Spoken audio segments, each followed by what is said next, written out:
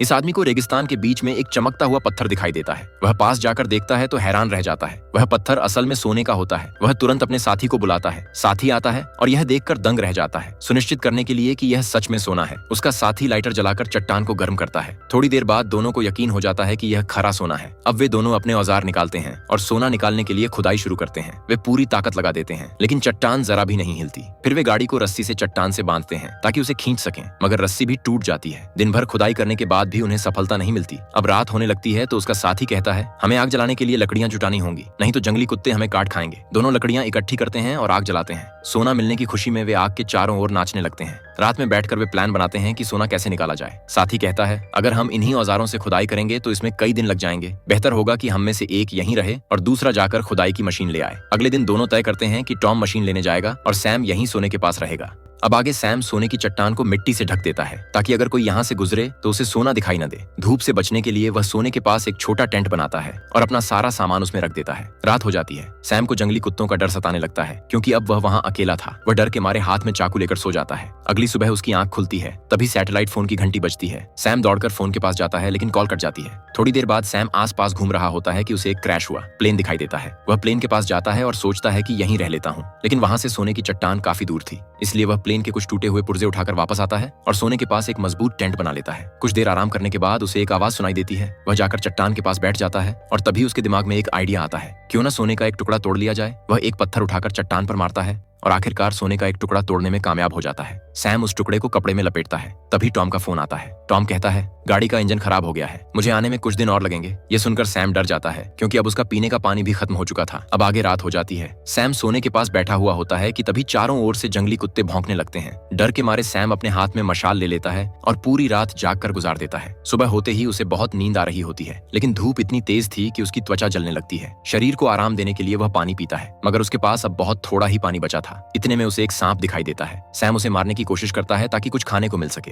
लेकिन उसी दौरान उसकी पानी की बोतल गिर जाती है। अब उसके पास लगभग कोई पानी नहीं बचा था। वह फिर से क्रैश हुए प्लेन के पास लौटता है और खाने की तलाश करने लगता है। तभी उसकी नजर एक इंसान पर पड़ती है जो उसकी ओर बढ़ रहा था। सैम तुरंत जाकर प्लेन के अंदर छिप जाता है, लेकिन वो आदमी सैम को देख लेता है और बाहर आने के लिए कहता है। अब आगे असल में वो आदमी नहीं बल्कि एक लड़की होती है जो सैम से बात करना चाहती है, पर सैम उससे बात करने से मना कर देता है। लड़की पूछती है, तुम इस वीरान जगह पर अकेले क्या कर रहे हो? सैम कुछ नहीं बोलता, बस चुपचाप खड़ा रहता है। फिर कहता है, तुम चाहो तो इस जहाज में रह सकती हो, मैं यहाँ से जा रहा हूँ। सैम वहां से निकलने लगता है, लेकिन लड़की उसका पीछा करते हुए उसके कैंप तक पहुंच जाती है।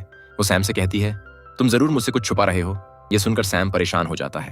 वह मन ही मन सोचता है, इसे सोना दिखाने से पहले यहाँ से निकलना ही बेहतर होगा। उससे में सैम लड़की से कहता है, तुम मेरा पीछा कर रही हो, यहाँ से चली जाओ, मुझे तुम्हारी कोई जरूरत नहीं है। लड़की उसकी बात नहीं मानती और जवाब देती है, जब तक तुम मुझे यह नहीं बताओगे कि तुम यहाँ क्या कर रहे हो, मैं कहीं नहीं जाऊंगी। उसी वक्त लड़की की नजर सोने पर पड़ जाती है। सैम से कहती है, अब तो मैं यहाँ से तब तक नहीं हटूंगी जब तक तुम मुझे सोने का आधा हिस्सा नहीं दोगे।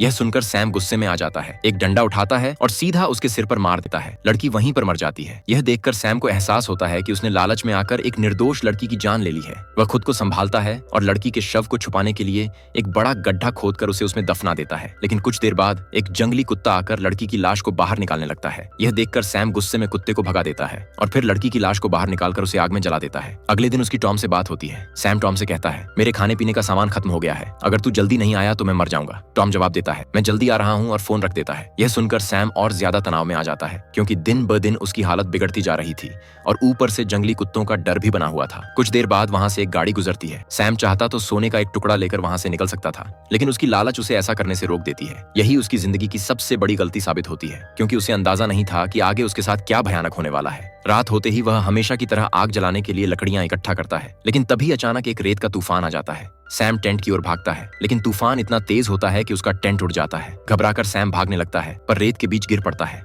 अगले सीन में दिखाया जाता है कि तूफान थम चुका है और सैम आधा रेत में दबा हुआ है। उसके पेट के आर पार एक लकड़ी का टुकड़ा घुसा हुआ होता है। फिर भी उसे अपनी जान से ज्यादा चिंता सोने की होती है। वह दर्द में तड़पते हुए भी लकड़ी निकालने की बजाय सोना ढूंढने लगता है। आखिरकार उसे एक सोने का टुकड़ा मिल ही जाता है, लेकिन उस समय भी उसके पेट में वो लकड़ी फंसी रहती है। अब आगे सैम किसी तरह अपने पेट से वह लकड़ी निकाल देता है, लेकिन जैसे ही वह ऐसा करता है उसके पेट से तेजी से खून निकलना शुरू हो जाता है। वह जल्दी से एक कपड़ा लेकर अपने घाव पर बांधता है, मगर खून रुकता नहीं। अब उसके पास सिर्फ एक ही उपाय बचा था, वह आग जलाता है। फिर एक स्टील की प्लेट को लकड़ी के टुकड़े पर बांधकर उसे गर्म करता है और अपने घाव पर लगाता है। जैसे ही गर्म लोहे की प्लेट उसकी त्वचा से छूती है, सैम दर्द से चीख उठता है और कुछ ही पल बाद बेहोश हो जाता है। कुछ देर बाद जब उसे होश आता है तो वह देखता है कि चारों ओर उसे वही लड़की दिखाई दे रही है जिसे उसने मारा था। उसी समय टॉम का फोन आता है। सैम घबराते हुए कहता है, मुझे वो लड़की दिखाई दे रही है। टॉम जवाब देता है, कौन सी लड़की? और सुनो, सोने के बारे में किसी को भी कुछ पता नहीं लगना चाहिए। इतना कहकर टॉम फोन काट देता है। अब सैम की हालत बहुत खराब हो चुकी थी। वह लगभग मरने की कगार पर था। अचानक वही लड़की उसके सामने आ जाती है। क्या तुम्हें मेरी कोई मदद चाहिए? सैम कमजोर आवाज में कहता है, नहीं, तुम यहाँ से चली जाओ। लड़की थोड़ी देर चुप रहती है, फिर पूछती है, क्या तुमने मेरी जुड़वा बहन को कहीं जाते हुए देखा है? यह सुनकर सैम समझ जाता है कि यह कोई भ्रम नहीं बल्कि वही लड़की की जुड़वा बहन है जिसे उसने मारा था। सैम झूठ बोलता है और कहता है, मैंने तुम्हारी बहन को नहीं देखा, तुम यहाँ से चली जाओ। लड़की चुपचाप वहाँ से चली जाती है। कुछ देर बाद सैम की हालत और भी खराब हो जाती है। जंगली कुत्ते उसकी गंध सूंघकर उसके पास आने लगते हैं। सैम घबराकर टॉम को कॉल करता है और कहता है, जल्दी आओ वरना मैं मर जाऊंगा। टॉम कहता है, मैं जल्द ही आ रहा हूँ। लेकिन तभी जंगली कुत्ते सैम पर हमला कर देते हैं। वे उसे चारों ओर से घेर लेते हैं और नोचने लगते हैं। सैम पूरी ताकत से खुद को बचाने की कोशिश करता है। अब सीन कट होता है। हम देखते हैं कि टॉम थोड़ी दूर पर खड़ा है और दूरबीन से ये सब देख रहा है। असल में टॉम कुछ दिन पहले ही खुदाई की मशीन लेकर वहां पहुंच चुका था। वह बस सैम के मरने का इंतजार कर रहा था ताकि सारा सोना अकेले उसे मिल सके। वह देखता है कि कुत्ते सैम को नोच रहे हैं लेकिन फिर भी कुछ नहीं करता। थोड़ी देर बाद जैसे ही सैम मरता है, टॉम मुस्कुराते हुए सोना लेने के लिए आगे बढ़ता है, मगर तभी एक तीर सीधा आकर टॉम के सीने में लग जाता है। वह दर्द से गिरता है और वहीं उसकी जान चली जाती है। दरअसल वह तीर चलाने वाली कोई और नहीं बल्कि उसी लड़की की जुड़वा बहन थी जिसकी बहन को सैम ने मारा था। अंत में सोने की लालच ने दोनों की जान ले ली। ऐसे ही रोमांचक और सस्पेंस भरी कहानियां देखने के लिए हमारे चैनल को सब्सक्राइब करें और वीडियो को लाइक करना ना भूलें।